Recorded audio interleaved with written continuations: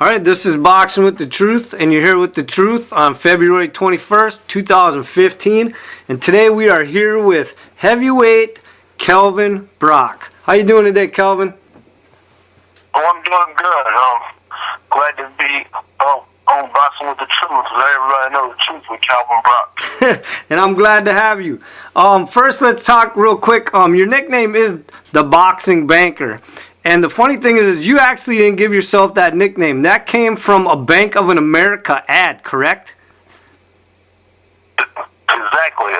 Back in 2000 when I was Bank of America hired me, and I told them that I was ranked number one in the nation, national champion. I was going to make the Olympic team, but coming from Charlotte, North Carolina, they didn't really take me serious that I would make it. They figured I just probably get beat, but I made the Olympic team, and then with Bank of America being the chief Olympic sponsor, they used me in the USA Today advertisement, and they referred to me as the Boxing Banker, and it kind of stuck. People liked it. Okay. Now, your pro record, unfortunately, you had to retire basically due to injury, and I'll get to that, but your pro record actually is 31 with 2 losses, correct? That's correct. And the only 31 and 2. I don't like having 2 losses. I really should have 1 loss. I don't feel like, I know it's in the past now, it wouldn't have made any difference, but my last boxing match against Eddie Chambers, I know I didn't lose that boxing match, and neither does anybody else that watched it say I lost it either. And I mean, the other loss you got is to Vladimir Klitschko, who's actually the heavyweight champion of the world and has been for years, and his record is 46-3, and you only got a TKO in the 7th round against him. So I mean, that's still an impressive record that you have. Yeah, I mean, I can't feel bad about losing to Vladimir Klitschko because he's one of the greatest heavyweight champions of all time. So, I mean, I was his first title defense. So, most people, didn't realize that he would turn out to be as good as he is. But, they found out that, he is the real truth. And I actually want to talk about him later in the interview, but I just want to jump back real quick to your amateur records. Your amateur record is actually 147 wins with 38 losses. Is that right? That's correct. Okay, and you won some titles and stuff as an amateur, and like you said, you actually were on the U.S. boxing team, and you were in the 2000 Summer Olympics, right? Right. And some of the guys that actually were on your team, they've made a name for themselves as well, like Jermaine Taylor, Jeff Lacey, Brian Valeria. All those guys were on your team, right? Yeah. Right. Do you have any contact or any relationships with any of those guys? I've talked to Jeff Lacey recently. I haven't talked to Brian Valeria since I left the 2000 Olympics. Neither have I seen him. Jermaine Taylor, I ran into him maybe a couple of times. Had some boxing matches maybe 2 or 3 times. But, and in Miami training. And, it was just, I think boxing being such an individual sport, and the mentality of an individual sport, people just don't stay connected like they should, even after being on the Olympic team together. Okay, now also I found something interesting, and maybe you can clarify all the information for me. Your dad was actually your first trainer, but then I read that he bought an instructional video on how to be your trainer. Now, did he have anything to do with boxing before he became your trainer? No, my dad had never even been to a boxing gym before he started training me. What happened was I started training with this 80-year-old man, and he had trained some national Golden Glove champions and some, he had a guy by the name of Benoit, he was a great amateur, made the 1980 Olympic team, but they boycotted that year. The U.S. didn't go to the Olympics that year. And so the trainer, he was good back in the day, but at 80 years old, he was just too old to train me, and I lost my first 4 boxing matches with him, and then that's when my dad stepped in to move me to another gym, and then once I got to the other gym, the trainer came in and quit on me after 2 months of being there, so that only left me and my dad, so that's when my dad ordered box instructional videotapes, and we just took it from there. So, I mean, 38 losses, 147 wins, 38 losses, a lot of losses, but, I mean, it was just me and him with no boxing experience learning from Ken Weldon, boxing instructional videotapes that we ordered from Ringside Magazine. And that's where we went, man. I mean, we went up from there. And then I did as well as I did. But there's not another heavyweight, I don't think, in the world, probably in history, that ever started basically with his father teaching him how to box off of instructional videos, and years later ends up becoming a challenger to the heavyweight championship of the world. I mean, that's... Yeah. To me, that's an amazing story. Go ahead. I'm sorry. Go ahead. No, I'm just saying, to me, that's an amazing story. You get a lot of guys that, they come out and they're great amateurs. They have great trainers, all this other stuff. I mean, your amateur record is actually still very impressive for a guy that started with a dad that was teaching him off instructional videos to make it to the Olympics, then become a pro, and not only become a pro, but a good pro with only 2 losses, and get to fight the heavyweight champion of the world. So, I mean, it just seems, like I said earlier to you, you are not the usual heavyweight, and we'll talk about a few other things that doesn't make you the regular heavyweight, as far as like you've gone to college and you actually have a degree, a finance degree, but you chose to be a boxer. Well, yeah, boxing was my dream, since 8 years old. I was given 2 sets of boxing gloves for a Christmas present by a relative, and started boxing with my neighborhood friends because I had a sister, and I was just me and my sister, so I, boxed against other boys. Had to use my neighborhood friends. I fell in love with it, and it took me until I was 12 years old to get started because my parents wouldn't let me. And but once I got started, man, that was my dream to go to the Olympics and hopefully win a gold medal. I didn't win a medal, period, but I got there and then become heavyweight champion of the world. But I got to the title, challenge to the world championship. I got to the world championship. So, that was my dream. So, although it was important for my parents to make sure that I went to college, because both of them got college degrees. That's what my parents met in college, and so that was their main focus, is instilling the importance of education. And of course, I wanted it for myself, and but then I got a job working at Bank of America, and then when I got back from the Olympics, my parents, with my mom, didn't think it was a good idea to get my job up. I didn't have a problem. I gave it up on the first day I got back. They asked me, am I going to turn professional, or am I going to have a corporate career? And I told them, I didn't lie about it. I told them I was going pro, man. I got a dream. They said, well, we go ahead and let you go today then. And that was the end of that. Okay, but now, even though you didn't beat Vladimir for that title, you actually did win 2 titles. You held the IBA Continental Americas title and WBC FICAR box title, right?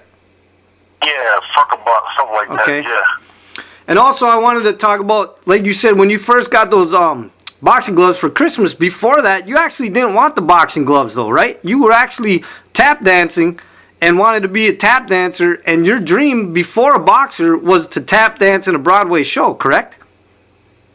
Exactly. I had wanted to take up tap dancing since the age of about 6 or 7 years old. But my dad, my son, tap dance, that's kind of like feminine, but really it's not. All the great tap dancers were, men. There were womenizers, the Gregory Hines, and I can go on and on naming names, Sammy Davis Jr. But it's not ballet. So I was asking to be a tap dancer, and my parents didn't put me in it. And at that time, I don't think they could have afforded to put me in it. And so it was a lifelong dream of mine to become a tap dancer. So once I turned professional in 2001 with America Presents, at the time when Dan Guzin was the chief operating officer, and Matt Tinley was the owner of America Presents. And they went out. And then I was put on the shelf about months until I got with main events. And I took that 9 months and started my dream of tap dancing. I did it for a couple of years. I did some, not Broadway shows, but I did some recitals and everything. I had about 2 or 3, I think I had 2 or 3 concert recitals. And it's a dream come true, man. And, yep. And boxing came along with the gloves. And I had no idea that my relative was going to give me some gloves. I never asked for a pair of boxing gloves. But he just came in and said, here, man. I remember he walked into, I was in my grandparents' bedroom because that's where we spend our Christmas every year, at my grandparents' house. And I was in my grandparents' one of the guest bedrooms. He just walked in and laid some gloves right down there in the box. So every last glove, so right on the dresser. I remember like yesterday, and he just said, hey, man, Merry Christmas. And that was it. I took little gloves and dream came out of it.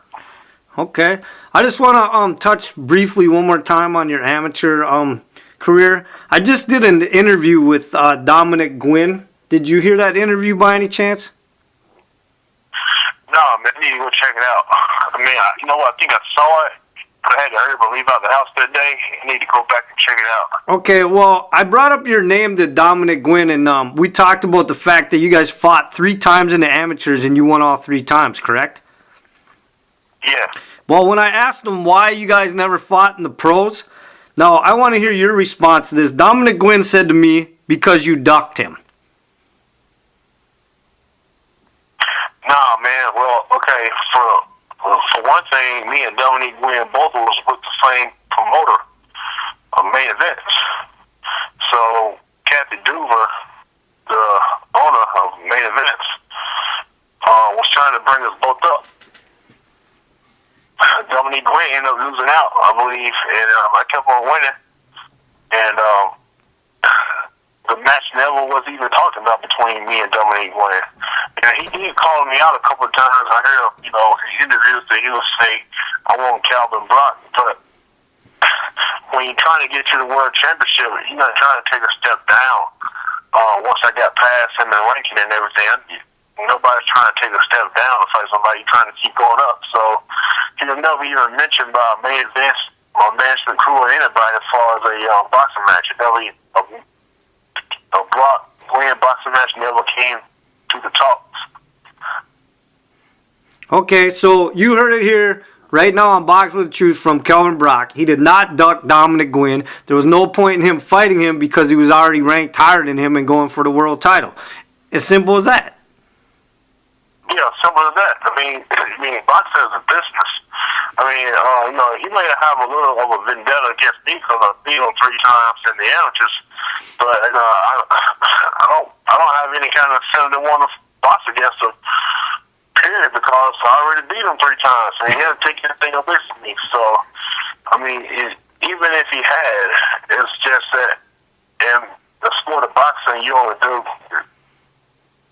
If it doesn't make sense, then you don't do it.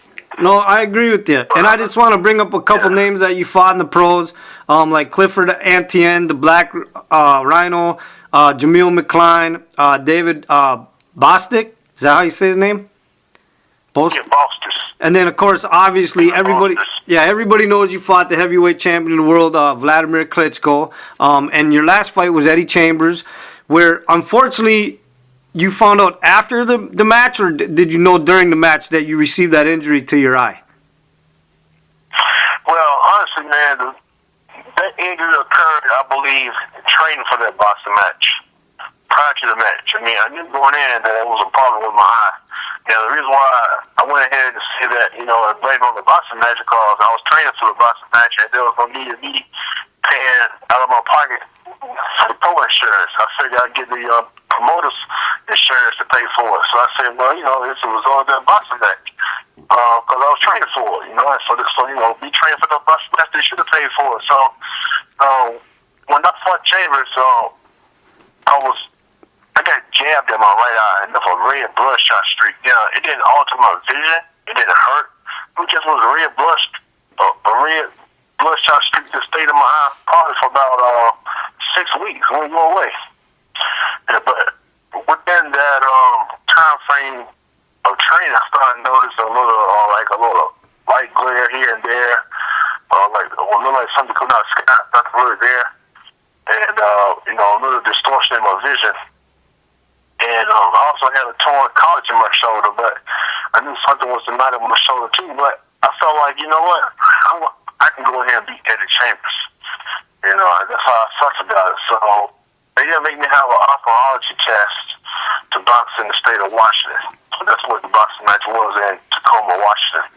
So since they didn't make me have an ophthalmology test, and the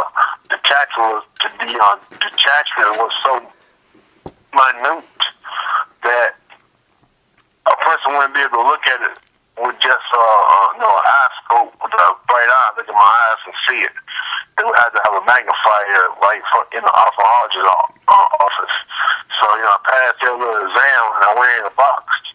And, that's how it turned out. So, one thing about it, after the boxing match, when I got the surgery, it didn't matter whether I had won or not. My career was over once I got this surgery. This surgery is what blinded my vision. It wasn't the detachment. The detachment was there, but I went into the surgery scene clear as day. And they make you dignify the hospital and the doctor saying that it's a risk of blindness or a risk of death. And you sign the paper, and somehow in the world, I'm the first, and my doctor's first ophthalmologist that he's ever done to be so healthy. It's common among older folks to have macular degeneration because of their age, but it's not common for somebody young like myself that has a great health history, a perfect bill of health.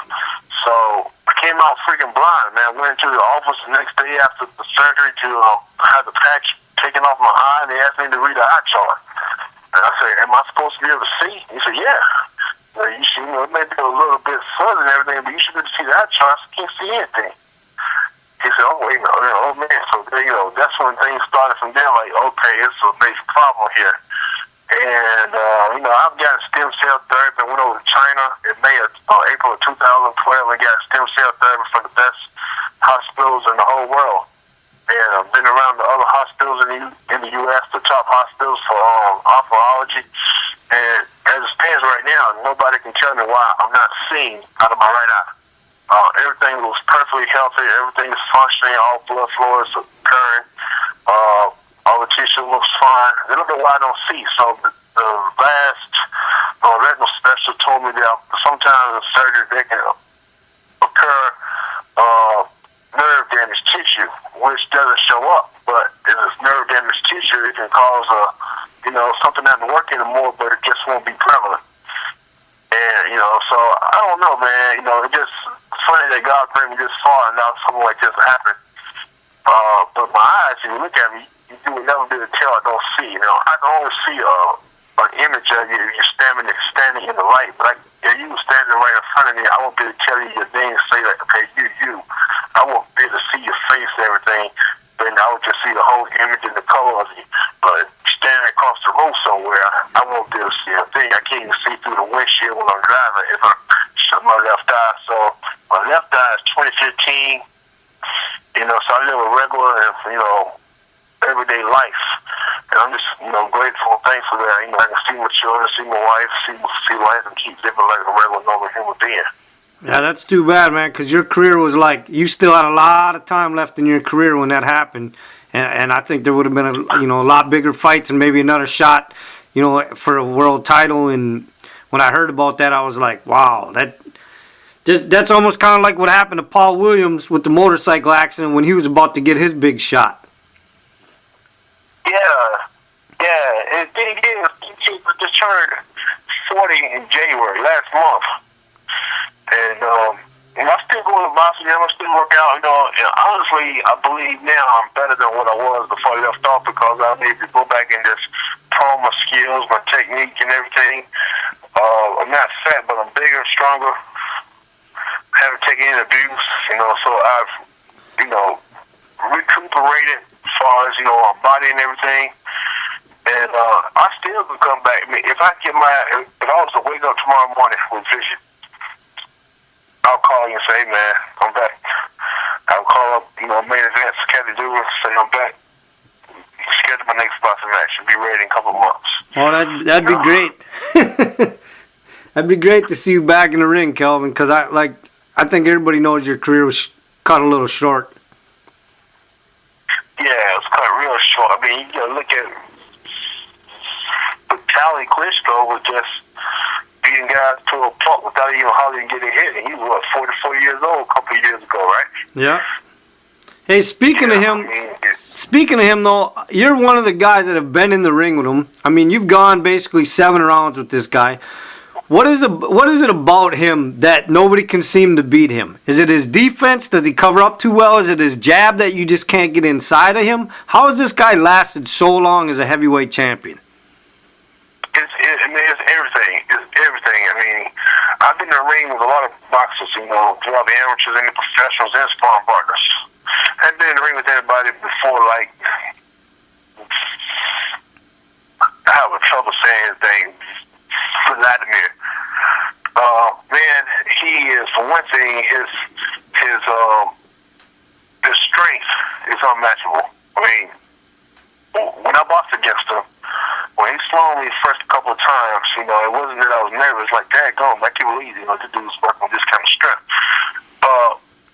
His strength, his skill, his technique, man. He got his jab, and his right hand, and his hook, and his balance, and his movement, and his strategy, his ring generalship. He knows what he's doing every move, every second of the way. His intensity that he boxes with is like no other. I mean, you are in his jabs away for the entire fight. I mean, he's either, sticking a movement or he's got the pressure on you. And he's right there on you. That jab is something you can't get away. And you don't know whether he's going to jab or if he's going to do enough hook. And his defense is impeccable, man. He's real hard to hit. He make you miss a lot. Man, he got a jab that's, feel like some people right hand. If he, I walked into his jab one round, I think it was like the 5th round, and it stunned me.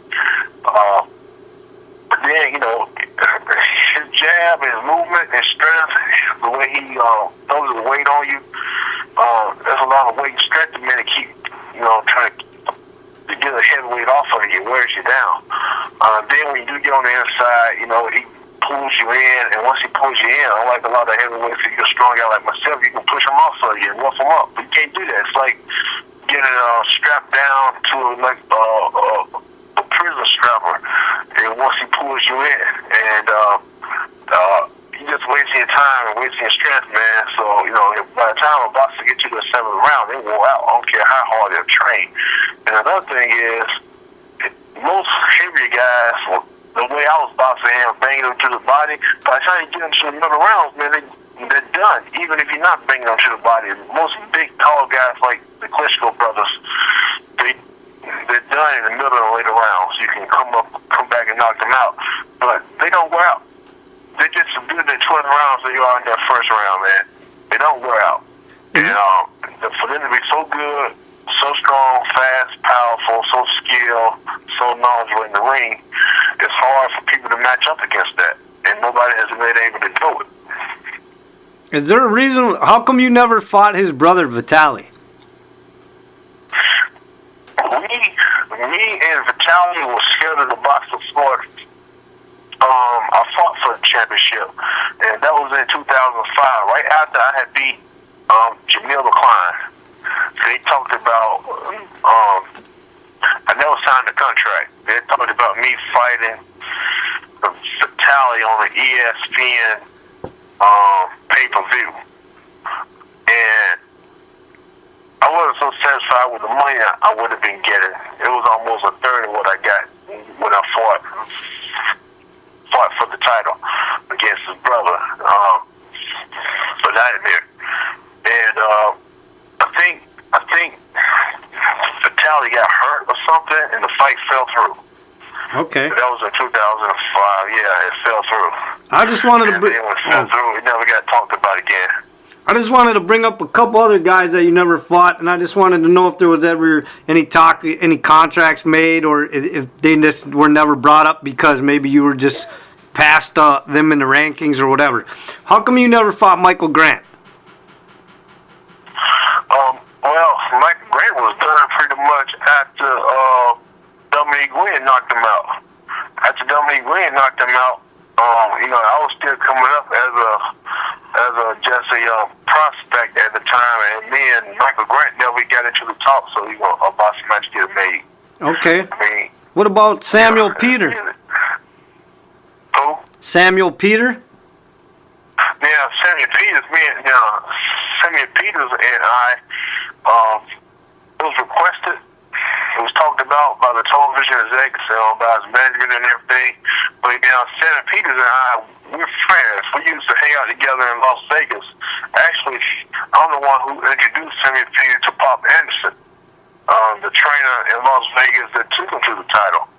Was with him all the way until he lost it. And so me and Samuel had vowed that we were not going to box each other. I mean, there was no need. I mean, unless there was unification, there wouldn't be a need for us to box each other. So when the talks with me and Samuel came up, Samuel was like, absolutely not. And I was the same way, absolutely not. I mean, we can both get there without having to box each other. Okay, what about Chris Bird? Me and Chris Bird, I don't think we ever came up in the talks. I mean, Chris Bird was, when I was coming up, I think he was world champion. He was with Don King. And if you're with Don King, then to get a title shot, you also have to be with Don King, unless you're a mandatory number one contender. And then when I got to where I was, not the mandatory, but the highest ranked IBF heavyweight. I was ranked number 3 when I fought for the title, but there was on number 2, there was on number 1. Number 2 was vacant, which made me the highest ranked IBF contender. At that time, Chris Bird had lost the title to Klitschko. So me and Chris Bird never came into the talks. Okay. So now, what you've been doing since you retired and all that, you're actually a commercial real estate agent, right? I'm not. I was a commercial real estate agent back in 2008 and 2010. What I'm a guarantor for landlords. Because I was in commercial real estate, which gave me the thought of becoming a guarantor to help out. Okay. Well, let's tell you what we'll do first. I'm a guarantor for landlords. I have this company called Jackie Landlords. I give guarantees to landlords so they can lease without a security deposit and still stay protected up to the full first month's rent amount.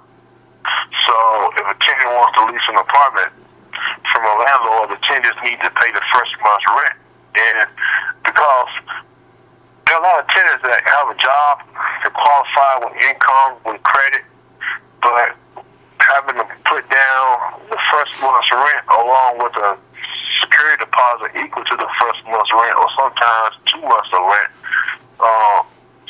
security deposit equal to 2 months of rent, it's a barrier to entry for a lot of people that have to come up with that amount of cash just to expect to have the landlord hold until they vacate the premises.